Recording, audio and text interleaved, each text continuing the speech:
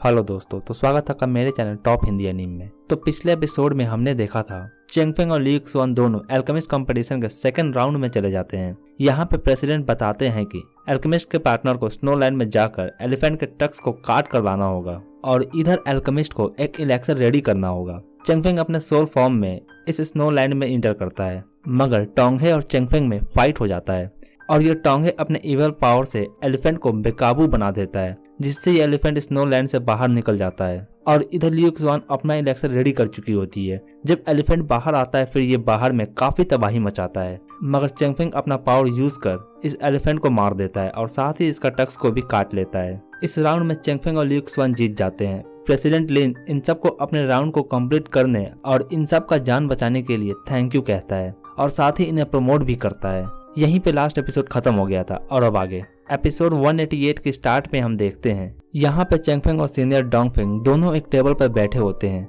और चेंगफेंग इनसे पूछता है, सीनियर क्या आपने कंपटीशन के दौरान कुछ अजीब सा चीज नोटिस किया था? क्या आपने किसी तरह का स्ट्रेंज रिफाइनिंग पाउडर देखा जो कंपटीशन में यूज हो रहा हो?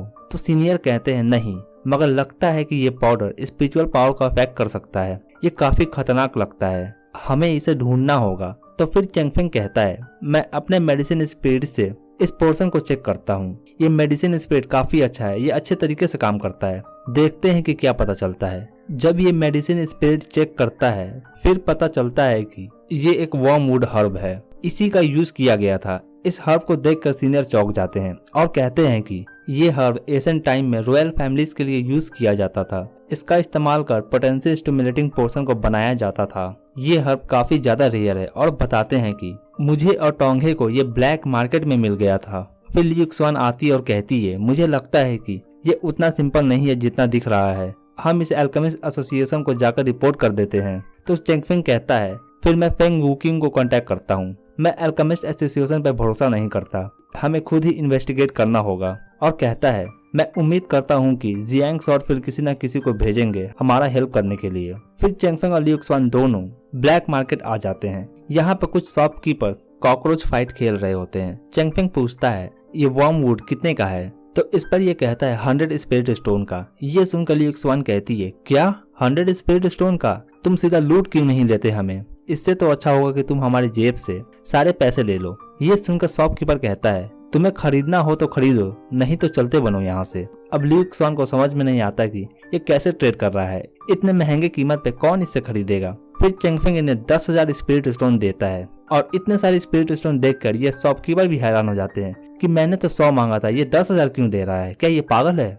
फिर यहाँ पे चेंगफेंग कहता है, मुझे बहुत सारे वर्मवुड प्लांट्स चाहिए, तुम्हारे पास जितना है वो निकाल कर दे दो मुझे, और तुमने अगर कहीं और रखा है तो मुझे वहाँ पे ले चलो। अगर तुम्हें और स्पिरिट स्टोन चाहिए तो मैं वो भी तुम्हें देने को तैयार हूँ। चिंता मत करो, स्पिरिट स्टोन का प्रॉब्लम नहीं है, मेरे पास काफी सारे हैं। ये सुनकर ये शॉपकीपर कहता है, मुझे तुम्हारे साथ बिजनेस नहीं करना है, तुम लोग यहाँ से चलते बनो। फिर ली युक्सुआन अपना एल्केमिस्ट एसोसिएशन का बैच दिखाती है। इस बैच को देखकर ये कहता है कि एल्केमिस्ट एसोसिएशन और इन पे अटैक कर देता है, मगर चेंगफेंग का थोड़ा सा पावर और ये सब धड़ाम से नीचे गिरते हैं और कहते हैं, मुझे छोड़ दो, हम नहीं जानते थे कि हम किससे पंगा ले रहे हैं।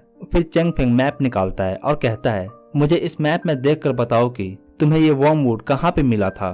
तो ये उसके लोकेशन को इस मैप पे बताते हैं। फिर हम देखते हैं चेंगफेंग और ली युक्सुआन दोनों एक सीक्रेट जगह पे आ जाते हैं। यहाँ पे ये टोंगहे भी होता है। चेंगफेंग कहता है, तो वर्मवुड ये डीमन ड्रैगन सेक का काम है। टोंगहे अब तुम कहाँ बचकर भागोगे? टोंगहे अपने बंदों को इन पे अटैक करने के लिए कहता है और इसके बंदे इन पे अटैक करते हैं। ली युक्सुआन यहाँ पे कहती है, तुम जाओ और जाकर उससे फाइट करो, मैं इन सब को देख लूंगी अकेले, तुम चिंता मत करो। और फिर हम देखते हैं चेंगफेंग इस पे अपने शॉर्ट से शॉर्ट स्लैश अटैक करता है। ये भी चेंगफेंग पे अटैक करता है, दोनों का पावर एक दूसरे से टकराता है। और फिर हम देखते हैं ये टोंगहे एक मॉन्स्टर में ट्रांसफॉर्म हो जाता है। मॉन्स्टर में ट्रांसफॉर्म होने के बाद इसका पावर काफी ज्यादा इंक्रीज कर जाता है। चेंगफेंग के अटैक का इस पे अब कोई असर नहीं होता, इसका स्किन भी अब हार्ड हो जाता है। फिर ली युक्सुआन इस पे अपने फॉक्स स्पिरिट से अटैक करती है।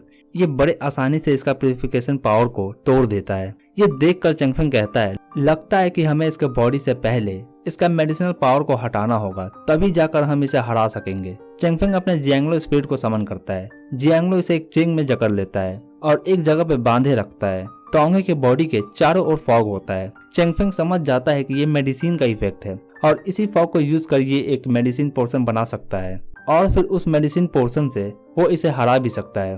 फिर चेंगफेंग अपने मेडिसिनल स्पिरिट को बाहर निकालता है। अब चेंगफेंग लिu xuan को इसे थोड़ा देर रोकने को कहता है। लिu xuan और जियांगलो दोनों मिलकर इसे रोकने का कोशिश करते हैं, मगर ये मॉन्स्टर जियांगलो के चेन को तोड़ देता है और ये इन पे अटैक करता है। लिu xuan किसी तरह से इसे रोके रहती है। लिu xuan अपने फॉक्स स्पिरिट को समन करती है। ये फॉक्स स्पिरिट के पावर से इसे एक जगह पे होल्ड करने का कोशिश करती है। इधर चेंगफेंग अपना फर्नेस निकालकर एक पोशन रेडी करने लगता है। लिu xuan का फॉक्स स्पिरिट इसे जमीन पर होल्ड किए रहता है, मगर ये मॉन्स्टर काफी पावरफुल होता है। लिu xuan अपना पूरा जोर लगाती है इसे कुछ समय तक के लिए रोके रहने का, ताकि चेंगफेंग को थोड़ा समय मिल सके पोर्शन रेडी करने का। इधर चेंगफेंग अपना पोर्शन रेडी कर लेता है। अब जब चेंगफेंग का पोर्शन रेडी हो जाता है, इधर ये भी लिu xuan के कैद से आजाद हो जाता है। चेंगफेंग इस पोर्शन को इसके नजदीक ब्रश करता है, जिससे ये पोर्शन एक पाउडर में बदलकर इसके चारों ओर फैल जाता है, और जब ये सांस लेता है फिर इसके बॉडी में भी ये पोर्शन इंटर कर जाता है। फिर हम देखते हैं इस मॉन्स्टर का ट्रांसफॉर्मेशन धीरे धीरे खत्म होने लगता है और अब ये वापस टोंगे में बदल जाता है।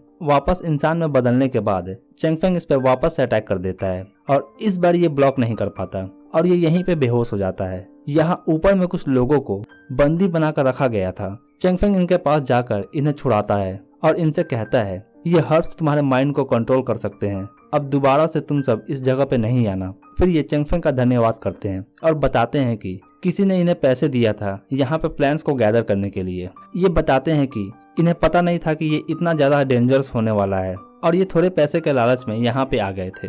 ये चेंगफेंग का शुक्रिया अदा कर यहाँ से चले जाते हैं। फिर चेंगफेंग बाकी वर्मवुड प्लान को देखकर कहता है ये काफी डेंजरस है, इन्हें ऐसे ही हम नहीं छोड़ सकते, और फिर चेंगफेंग इन सब को जला देता है। फिर हम डीमन ड्रैगन सेक्ट को देखते हैं। यहाँ पे जिमी 5th प्रोटेक्टर और साथ ही सेक्ट मास्टर भी होते हैं। सेक्ट मास्टर कहते हैं तुम स्पिरिट फॉक्स को वापस लेने में फेल हो गई और पिंटर्स गार्डन भी डिस्ट्रॉय हो गया। मैंने तुम्हारा जान बचाया था और अब तुम इस तरह से रिपे कर रही हो।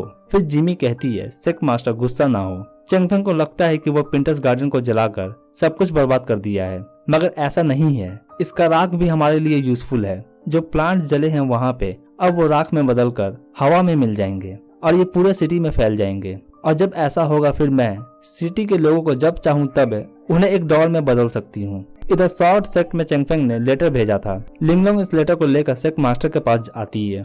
तभी एक आवाज आता है और ये आवाज कहता है यूनलिंग थीफ, डीमन ड्रैगन आर्मी अब आ चुकी है, अब तुम मरने के लिए रेडी हो जाओ।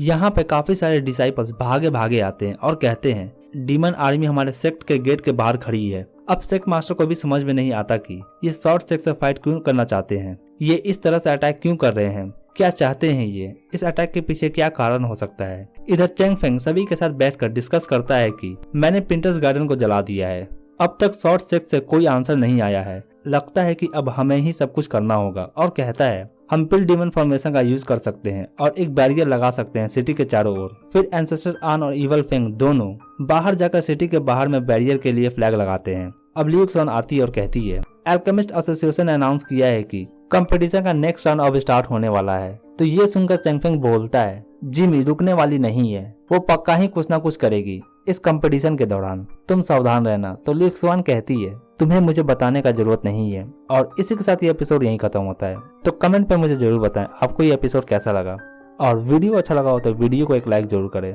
और चैनल पर नए हैं तो चैनल को जरूर सब्सक्राइब करें ऐसे और भी एनीमे एक्सप्लेन के लिए। Thank you.